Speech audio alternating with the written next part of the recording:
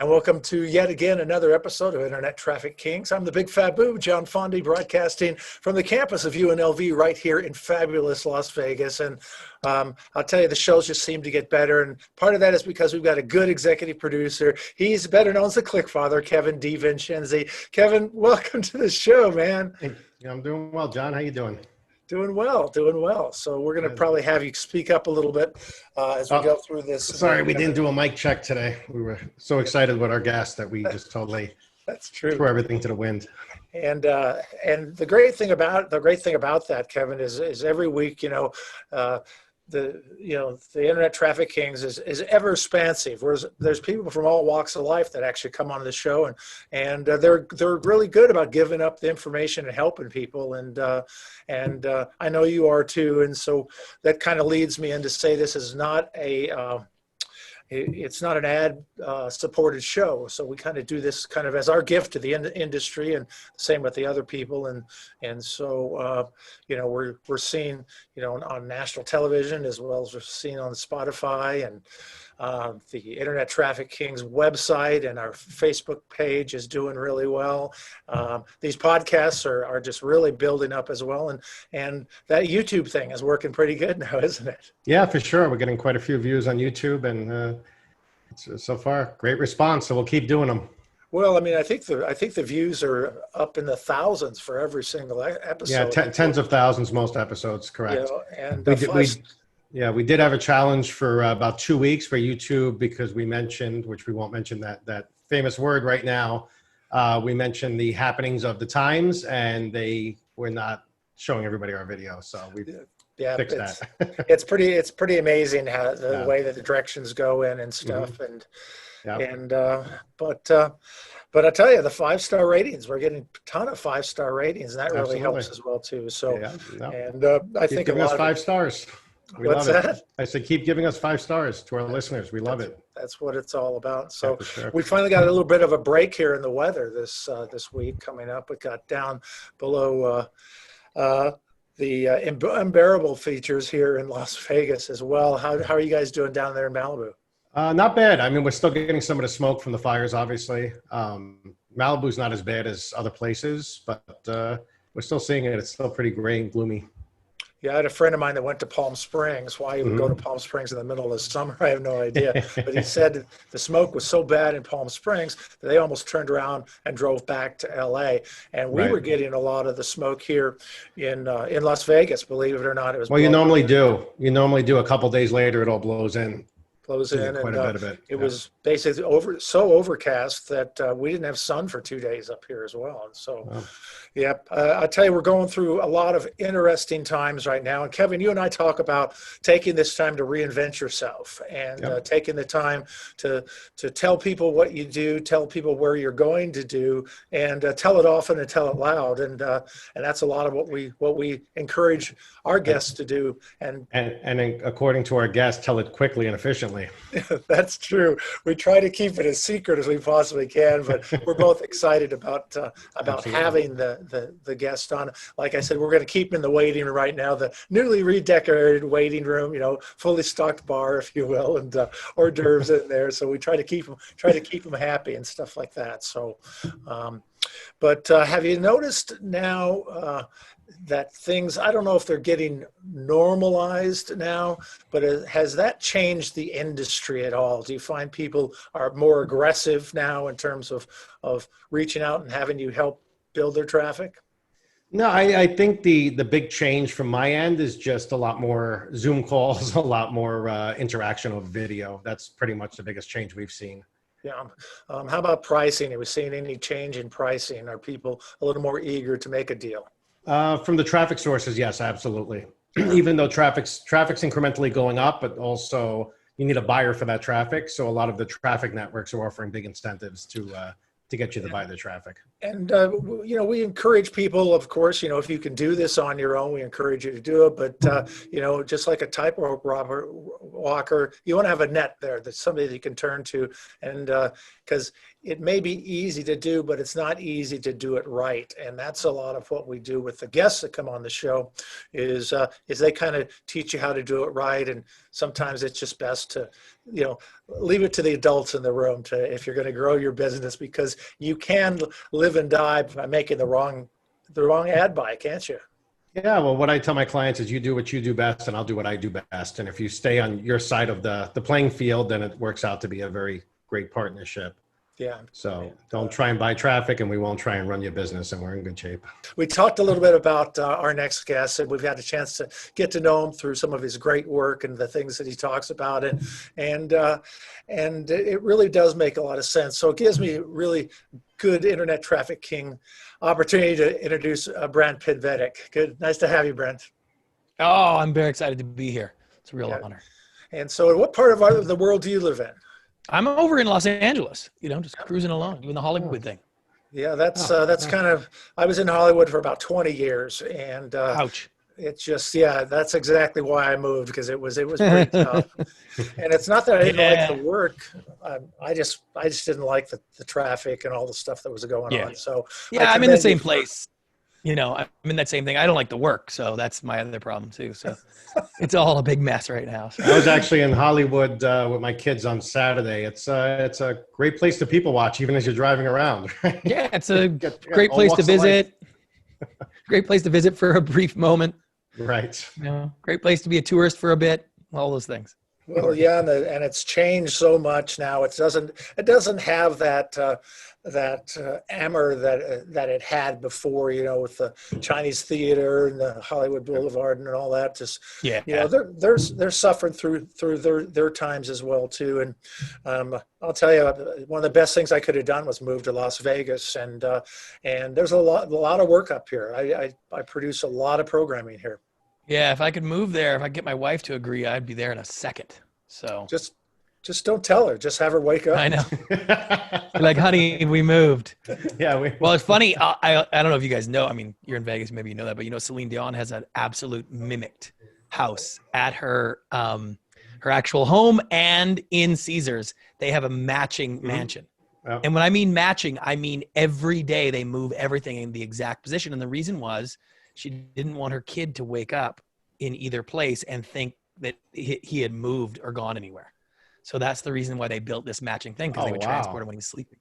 And so he'd wake up and he'd be in the same house and he would have no idea. And that was part of her conditions. And I have been in both.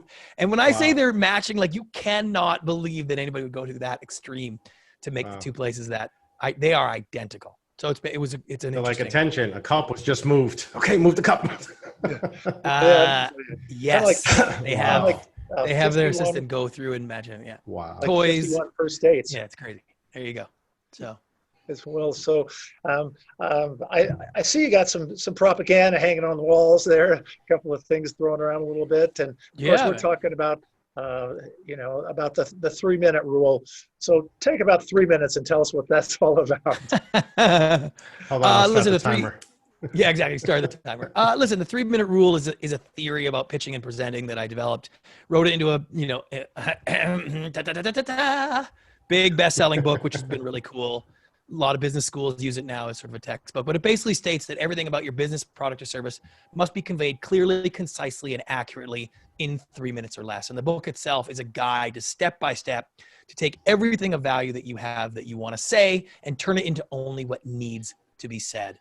And in today's world, with the attention spans shrinking and their sensitivity towards big promises and under delivering, being able to simplify your message is absolutely crucial in the sales process, in the communication process, in whatever it is.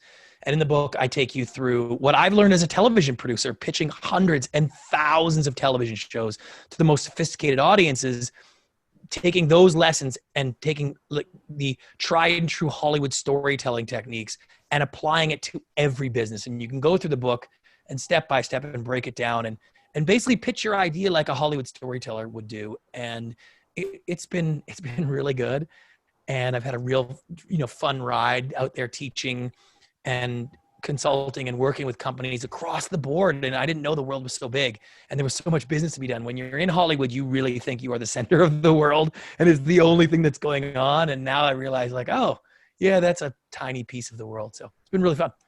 One of the many things that stuck with me in your book was speaking of attention span, where you said that a normal person has about an 8.5 second attention span, where a goldfish has 9 seconds, right? Yeah, it's a wild thing, right? Yeah. And that was a study Microsoft did about this shrinking attention span. And Right. it's funny. What people will assume is it's because smartphones and social media, and we're dumbed down, and we're these mindless zombies, right? And the truth is, it's actually the complete and total opposite of that. We now focus more intensely and more efficiently than we ever have in human history. The fact is, if I give you my precious attention for any amount of time, I want value, and I want it right now. And if you don't give me value, then I'm off to something else. 8.2 seconds, I'm off looking for something else. A goldfish, then they'll stay with you for 9 seconds because they don't care. But a human now wants value, and they want value right away. And what happens is that when you are so passionate and you're so understanding of the information and your business or your product or your service or whatever it is, you have so much you want to say because you feel it's so valuable. And what happens is you've got to build what's called a foundation of understanding for your audience, where you can give them the information in bite-sized pieces and lead them to the big conclusions and to the value that you want. And it's really important now today more than ever before. Well, that sure is. They say, yeah, just get to the point, but I guess you're really saying get to the right point. And and you got to lead. You got to lead your audience so that they would come up with a point themselves. Like, that's kind of important, is that you can't sell people stuff. You can't tell them stuff. You can't, you got to let them build the conclusion. You got to, when you're ready to give your crescendo, the hook of your story, the big part of your pitch, like, the audience has to kind of be thinking it already. They have to kind of get there, right? And I use the example on stage all the time. If you look at one of my favorite movies, Shawshank Redemption, we don't start that movie by saying, hey, Andy Dufresne escapes from the worst prison ever. Let me tell you why. Spoiler alert, by the way. But so the idea is like, we build you to that moment. We don't tell you what's going to happen, then try to explain it. We build you to the moment. And when it's time for him to escape, you want him to escape. You are desperate for him to escape. You are cheering for him to escape, right? And that's because we've built a story of who the characters were and what he was going through and why you would think that. And so pitching an idea is very similar to that. I gotta lay the foundation first. I gotta build the information, the facts and the figures, and lay that out there. So when it comes time for the big conclusion, this is a great investment for your money because of blank blank, it's like, you gotta be thinking that in your mind as the audience. And if you don't do that, people are going to be skeptical inherently. Well, it's so true. In fact, I just went out and bought a dozen sticky notes and a dozen Sharpies, and Nice. we're implementing those today. As we've got a big tour of the studio. Big producer in Las Vegas is coming by, and a lot of times we just let the studio do the talking for us, and just get them in front of the contract. And that's because you know what they want? They want the information. They want just the simple thing. Where are you? What do you do? What does it cost? How long? Like, they don't want to be sold. No one wants to be sold. I was going to say, we've all been stuck in those meetings, right? Where you're just looking and going, oh man, so much time is going by, get to the point. Like, where's your value? Exactly. Would you just tell me what this is? And that's why in the book, as you guys know, like, I've broken these things down into what's called the WHAC method, which is the 4 steps of any presentation. Stands for WHAC, which is, what is it? How does it work? Are you sure? And can you do that? And when you break out an idea that way, that's the way people rationalize ideas to themselves when they buy things. And I do this great exercise I do in one of my seminars where I ask people to close their eyes and tell yourself why you drive the car you drive. So one of the largest purchases of your life. Why did you choose that car? And then they come and answer in their head and say, okay, well, explain that one more. Ask yourself one more. Why is that important? Why did you do that? Why would you want that? Why do you want to look like that? Like, when you ask those questions, you can hear what's called the rationalization story, where you rationalize that purchase. And when you listen to that, and then I get people to say it out loud, it's like, there's no adjectives in there. There's no huge grand statements. It's just the simplest, basic language. I did it because of this. I want to look rich. I like this, whatever it is, right? Why you buy that car? But it's simple and it's basic. And when you break it down, it's like, okay, here's what the car is. Here's how it works. Here's the verification of why I think those things are important. And here's how I got it. And it's like, it's the basic elements of a pitch or presentation. And it's how we rationalize those decisions. And when you mimic your pitch to match the way people rationalize, surprise, surprise, things go a lot better for you. Well, it does help to break it down like that, but it's like working out. You got to train your muscles to do that, because we all want to kind of go off track. And there's a big difference between, giving somebody some information and just throwing up on them for 30 minutes and expecting some difference to take place in there. And I loved you talking about it. Just, hey, when it's over, it's, don't go to a big close, a big finale. You teach us to get to that place before we have to, and then we just shut up and let them ask questions. And I a lot of my clients, I walk through that, and I make the joke, it's taken me 20 years to learn how to say things in 3 minutes, because it definitely takes some, like, you gotta, listen, the book is a good guide, will help you actually get there, but to do it naturally is like, you gotta trust in your information. You gotta feel that you are actually bringing value and that you're not trying to sell somebody. Right. And that's why I say, like, it's not just about condensing it to 3 minutes, right? There's a ton of science behind that 3 minute point. And that is basically the most that a human being will extend their decision-making process before making that yes or no. You might be able to get them to listen to 3 minutes. Usually it's less than that. But once you get through those first 3 minutes, it's, if I haven't got you to be interested, then just hang up the phone. Like, let's just end the meeting. Like, if you don't want to hear further, like, I want out. You don't have even to say goodbye. Just hang up. Like, because at the end of the day, if I can't get you to be like, okay, I'd like to talk more, then it's over. It's done. There's nothing else. And so, yes, a meeting that you go to is not going to last only 3 minutes. It's your first 3 minutes that are the most important. And whether that's giving a big presentation, giving a Zoom presentation. I mean, you guys know, I'm one of the top, virtual presentation coaches right now, mostly because everybody's doing such a terrible job. It's not hard to be good at it. Right. So it really is about, like, these meetings are not going to last only 3 minutes, but you need to get people to be like, okay, I want to play further.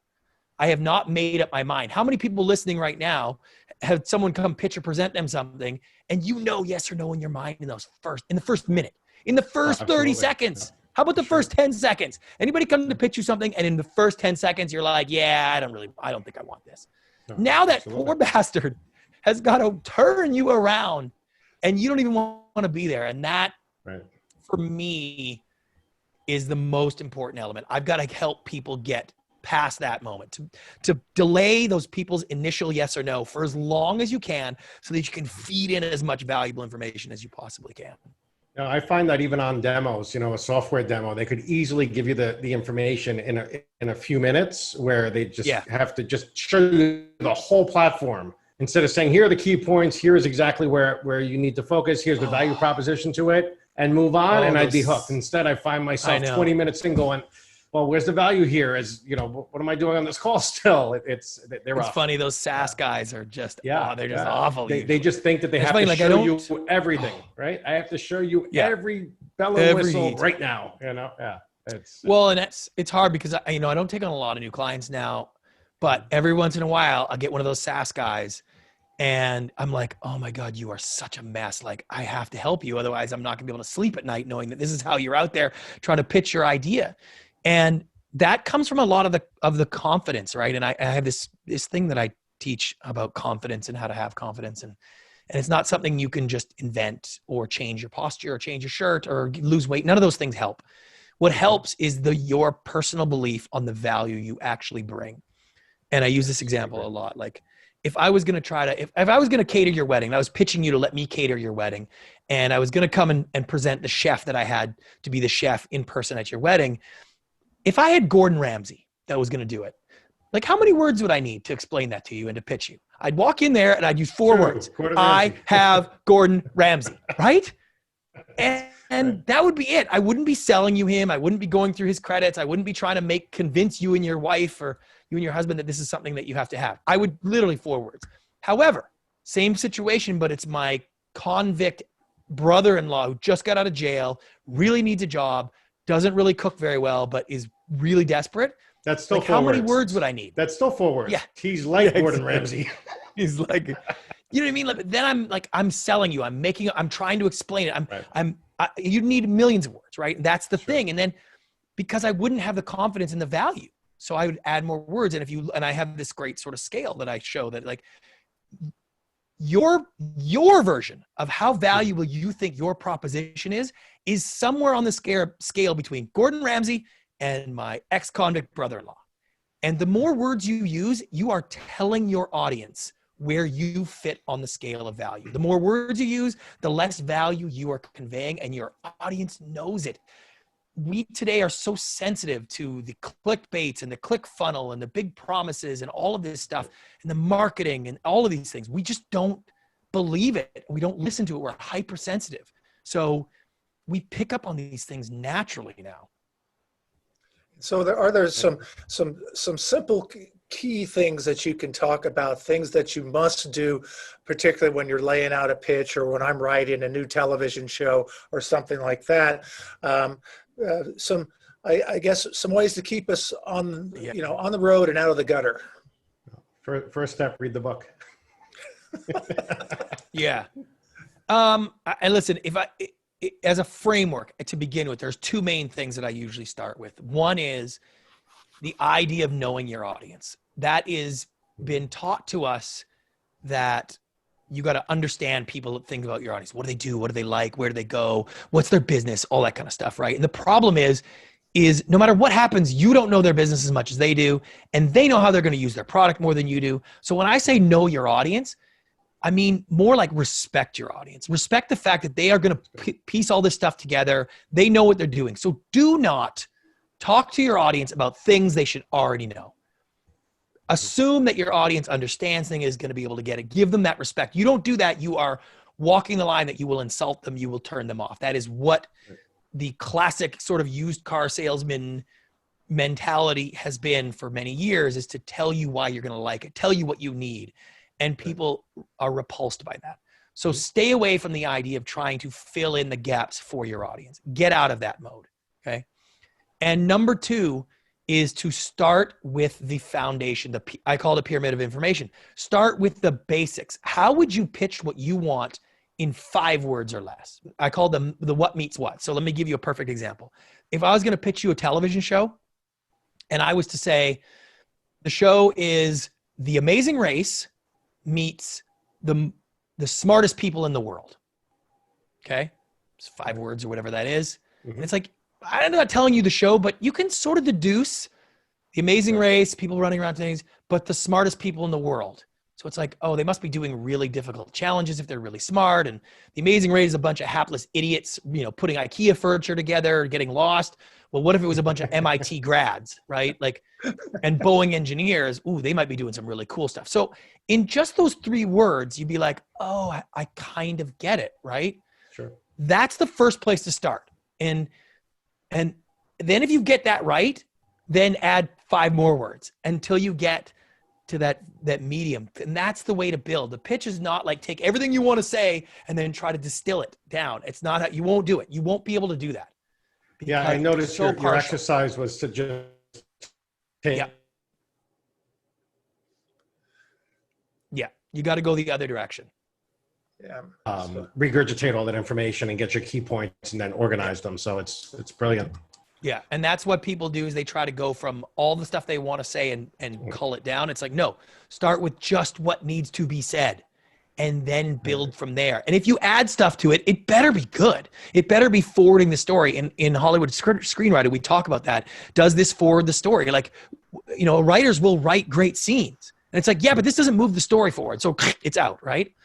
And that's the difference. The difference between a great screenplay and a bad screenplay is nothing to the people that write them. The guy who wrote a bad screenplay thinks it's great because he knows every detail. He knows the characters, he knows the twists, he knows the motivation, he knows why they do, he knows what's coming up. Like, it's brilliant to him. But the audience can't see that, and he doesn't explain that. Whereas a great screenplay, Aaron Sorkin makes you understand the characters and the screenplay the way he understands it. He lets you see it the way he sees it. Right. And your pitch needs to do that. You need to get people to understand what you do the same way that you understand it. Then they will come up with the same value you do. I mean, you must think it's good. You're the one pitching it. You've dedicated your life to it, or you work at the company, or you believe in it. So how did you get there, right? It was by building an understanding for it. And if you can help other people understand it, they will see the value. Well, it's so true. We're going through that example right now. We're working on a couple projects that we basically are cold calling people, and so they don't even anticipate that we're calling. So we're going through this exercise, and we're really frustrated with the fact that we couldn't say what we needed to say in a short period of time. That was Right. That was before the weekend, and you're right. We've got that 8 seconds to get people to either they're trying to sell us programming for our Las Vegas television network, or we're trying to get them to put their tips and their tricks on a project that we're doing. Right. And so that's why I have my entire staff is going to listen to this broadcast here, because we're going through it right now. Yeah. Right now. Everybody's going through it. It's amazing. And obviously between Kevin and myself, we're great orators and stuff, but that doesn't necessarily mean we're telling the right story when we do. And I think that's what I think. Right. got Yeah. Storytelling is pretty important now. Yeah, it sure is. So why I'm not on Facebook? Do you want to elaborate on that? So that was a brand I did. It was one of my first movies that I directed, was called Why I'm Not on Facebook. It was my pathological hatred of Facebook. And then my 13-year-old son wanted an account, and I was like, no. And he's like, why? And I was like, I don't have a great answer.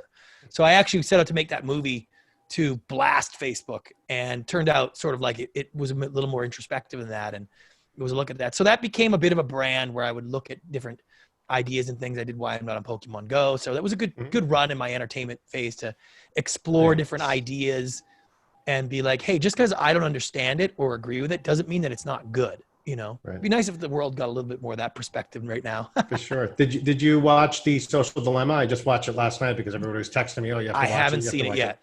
I'm going to watch it, though. I haven't seen it. All right. Then I won't give you my feedback on it. Yeah. Oh, excellent.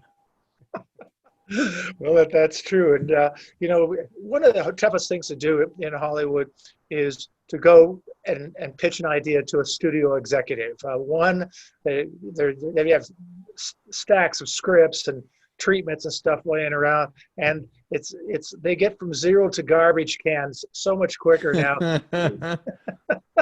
But you really seem to honed in on that. What would you say the success would be for getting from zero to acceptance? Well, listen, there in television in general, film and television, there is a bit of a pass-fail element. Like the script is either good or it's not. The idea is going to work on CBS or it's not, right? So what you really want to do is get to that point as fast as you can. And I remember when this happened, I was still a pretty junior producer, and I was in the lobby at CBS waiting for my pitch meeting, and out of the pitch room walks Simon Cowell. And I was like, oh my God, I can't believe I have to follow Simon Cowell pitching a show, right? So I was like, oh, the dread. He comes over and says, hi, we're jibber jabbering a little bit. And I can see him looking over my shoulder, kind of smiling. And I turn around, and it's Mark Burnett walks in. And now he's going to be waiting to go in after me. So I am wedged between Mark Burnett and Simon Cowell. And by the way, today I'm still as junior compared to those guys I was back then. So it's not a comfortable feeling. And now I'm sort of in a panic, right? As they're getting ready they're going to be bringing me back at any moment, right? And I'm kind of getting a little anxiety and a panic of like, what am I going to do here? Like, I can't walk into this room after Simon's been in there, and then the next minute Burnett's going to come in there. How am I going to impress the president of the network? What am I going to say small talk that's going to engage them? Like, how am I going to do this? This is ridiculous. And so as I was getting myself all worked up, I just got this idea in my head that I have to get out of this room as fast as possible. And so I sat in the meeting, and I was just like, great, here's the idea for the show. Here's how we're going to produce it.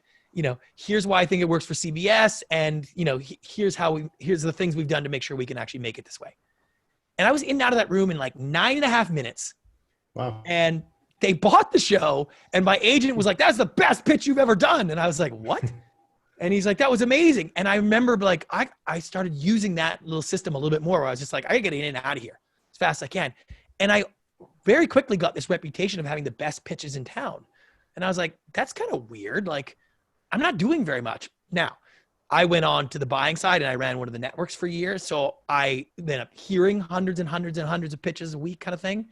And I was like, oh, so that's why people thought I was good, because most people are just, they try to put on a show and they're like, yeah, let's do lunch kind of vibe. And they're just, it's all over the place.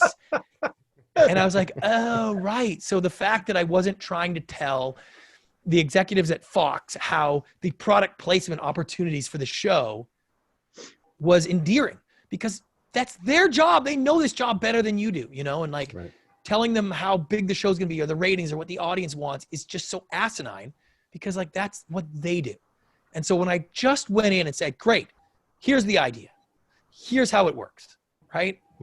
Here's how we produce it for your network and why we think it works for your network. And here's where the budget's going to be, or here's where we found the location, or here's the piece of talent they've signed up. Like whatever, that was it. 4 steps. And then it was like, boom, I'm out of here. See you later. Yeah. Drop the mic on a high.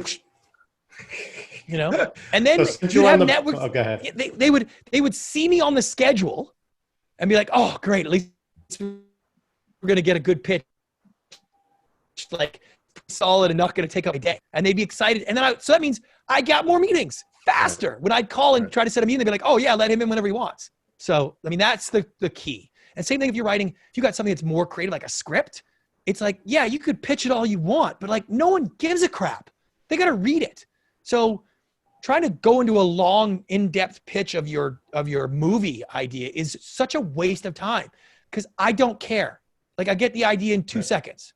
You know what I mean? Boy meets girl, boy loses girl, boy's got to get girl back by winning the lottery. Okay, great. Give me the script. So it doesn't matter what you pitch. I only care what I read. Right.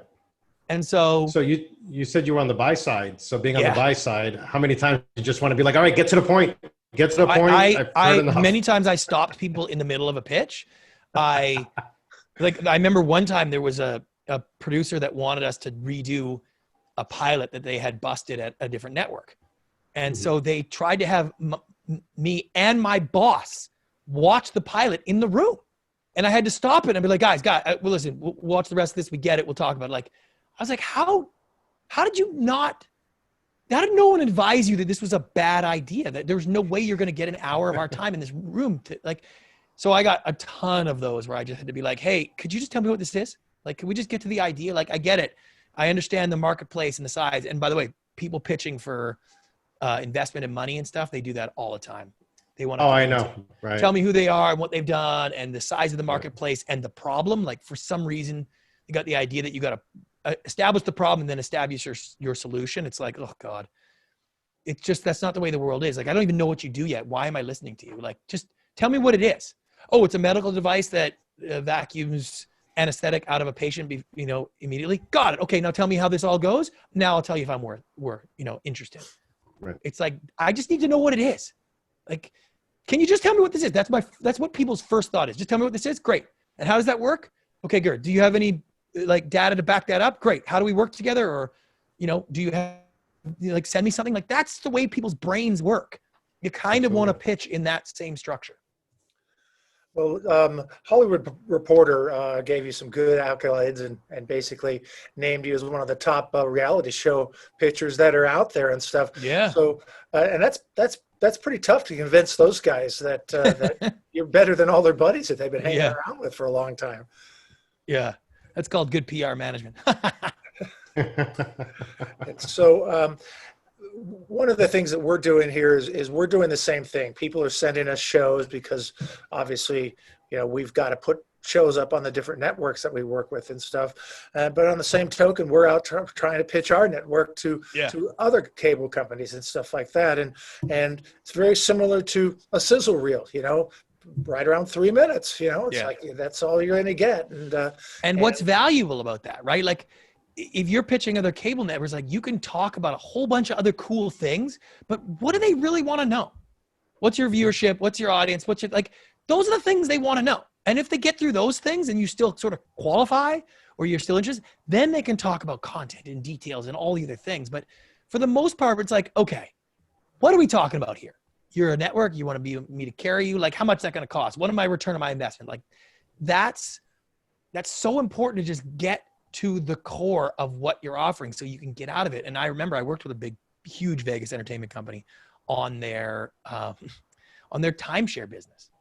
And timeshare companies are just struggling because people don't buy like they used to. You can't get people to sign a contract because they get excited and they're emotional. It just doesn't work that way anymore. They're very archaic in their ways. We tried to work with a major company out there as well. Yeah. So really I've been training them on their scripts. And what I finally got them to kind of understand is you got to get to the point with these people. And if they don't fit into the natural like subsection of people who actually find value in a timeshare, because timeshares are very, very good for a very large group of people that fit a certain criteria. They're awesome. Especially these guys have high quality stuff. So it's like, oh man, if you're the right demographic with this amount of kids and like, this is an awesome opportunity. I got an idea. Let's focus on those people. Let's tell them, here's the value. Here's the way this works.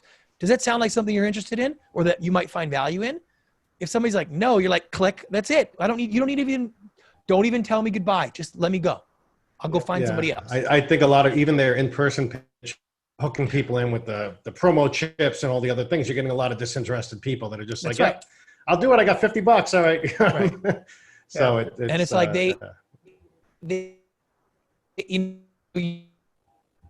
have to evolve that a little bit because the way people buy is different, Absolutely. And I was like, doesn't it not seem strange that you take the physical sign, and this is not an exaggeration, they take the physical signed piece of paper when you sign up for it, and they immediately take it to customer retention because they know 96.2% of those people are calling within the first 4 days to cancel. So they're already preparing for it. They're already ready. They know you're going to have buyer's remorse because they're not actually getting you to buy. They're selling you. And the number of people in the world today, the age of those people is getting older, and the mental acuity of those people is diminishing. You got to find those people that aren't all that bright and are getting really old so you can trick them. It's like, does that sound like a sustainable business? Like, oh my God. Right. So they are, and by the way, but just moving the goalposts a little bit on how they pitch has totally changed things. Like they're getting people that they would never have got before because people will hear, they smell the timeshare idea. Oh, I'm out. Even if it would have been great for them, like even it would have been amazing. So. Yeah, they're even starting to change the name of the timeshare business to vacation clubs and things of that nature. So it's just a total waste because the people that actually you might value as customers know that trick. So it's like, is this timeshare? Yes. And the reasons why they've been around for 100 years, because to the right people, they provide value. I want to find out if you're the right person that this can provide value for. If it isn't, we're done. And it's like, oh, really? It's like, yeah. And by the way, you can research this. You can go on the internet. You can talk to your friends. You don't have to sign up right now. Because if the second you say, I need you to sign right now, it's over. It's done. Yeah. Even by the way, go back to my Gordon Ramsay example. If I came to you and said, like, I have Gordon Ramsay to cater your wedding, you'd be like, oh my God, but you got to sign this piece of paper right now, committing. You'd be like, the Gordon Ramsay, like the chef Gordon Ramsay, like, and what do you mean? Is it a cardboard? Like you'd all of a sudden, all the questions, right? Yeah. So, but I think part of their process is because you're right. Most consumers now, they'll look at reviews or what have you. Timeshare's got a pretty bad name, right? Just as an overall. Because you can't avoid that. I took a meeting at one of those places, again, I won't mention what, in Vegas, one of the larger timeshare companies, and they've got more security than the White House, right? You've got to go through, this block door and that door and then get a receptionist. They've got to call you in. And like, I wonder why, because they have a lot of unhappy consumers. Right. And that business won't be able to sustain. I agree. And they are making some changes and it is working, much better. But it was just it's very difficult to get them to embrace the idea that you have to embrace the ideas of the negatives that are out there. Right. And they're like, what? We can't mention that. It's like, everybody's thinking that already. So you avoiding saying it, not going to help you. Yeah, we sometimes, are in the mode of we try to break the deal as quick as we possibly can, because in our business, you can get strung out and strung along for weeks and months and stuff like that. And at the end of that time, you got nothing to show for it. So yeah, we try to let's get from point A to point B as quick as we possibly can. I hear find that. out if it's a fit for me and a fit for you. By the way, exactly. and that's been working out pretty well, for us. So we do it in a nice professional manner, but in the back of our mind is let's see if we can work together. And secondly, Kevin's the same way. If we don't like you, we're not going to work with you, or we're going to charge you a whole lot of money. So, yeah, I've been there. But that wears off too. I've done a couple things where it's like, oh, I don't really want to work with this company, but oh my God, they're offering me so much money. And then you're like, ugh, let me give you the money back. Let me out of this, Yeah. So it's tough. It's definitely tough. Okay. Well, we've got probably just about 3 or 4 more minutes that are left. So, Kevin, I'll toss it over to you for some of your valuable wisdom, and I'll try to throw some of mine in there, and then we'll have Brant wrap it up for us. And so I don't know if your screen is frozen or if you're just. Yeah, my can you hear me now? Yeah, I got you. Okay, yeah. The internet out here is unfortunately in Malibu. There's one provider, and that's it. So my 24-year-old daughter came back home from San Francisco and brought a bunch of her friends. So they're all working in my living room. So everybody's just sucking up my internet connection. It's great. It's party. Even though I told them I had a podcast, doesn't matter. Oh, yeah. You kind of lost that theory as well. And I think for me, By the way, I'll tell you a secret to that. Yeah. Go on Amazon or wherever, buy a 100-foot cat cable and a little dongle for your laptop, and just run it through the kitchen, down the stairs, into your office, wherever that is. Yeah, that's a good idea. During when you need it. And then you out and you roll it back up and put it away. And then it doesn't matter when people try to get on Wi-Fi, you get it first. Yeah, it's actually a really good idea. You're right. I got lots. And it would be pretty simple for you to do it in your house, Kevin, as well. So you're absolutely he's right. No, but yeah, I need about 200 feet to get to the guest house, but that's fine. You're right. Just big blue Cat 5 cable running throughout the house. You know what? They're not even big anymore. They're small, flat ones that just like wind up like nothing. 100-foot cable is tiny and just rolls out, and then I just roll it back up. Done. One of the things that we're seeing not only here in Vegas but also in New York is the entertainers that are here in the entertainment capital of the world. They're really, really getting quite fed up with not being able to work, not being able to do their craft, if you will, and so they're really pounding New York to kind of get back to work and stuff like that. And we suffer through the same thing right here as well. And so it's tough to stay encouraged on a daily basis when you've got so many things going against you. But I think that's the thing to do, is find something that will keep you engaged while we're going through this, and to keep your spirits up, if nothing else. Yeah. Absolutely. I think as far as the entertainers, John, I think it's more not knowing what the future is going to hold. I mean, look at Le Rev just shut down, right? So now what do these performers do? Do they train for a different career? Do they train for another show? And when will that happen? There's just so much unknown. Yeah. You have to feel really badly for those performers, because that was their career and their livelihood. Well, it's like that across the board, right? Like everybody's. Of course. There's so many people damaged by this, and so few people seem to care. I'm sort of shocked at that. Yeah, that is true. And so, and if nothing else, surround yourself with people who've got stuff going on, so you guys can share the joy, stay busy, or do something productive. And I know that's a lot of what we talk to our clients about, because being the Las Vegas Television Network, everybody still wants to come to Vegas, and we just came up with an idea so they could go to Vegas every day from the middle of their couch as well. So we're trying to make the most of it. And so I want to thank Kevin so much.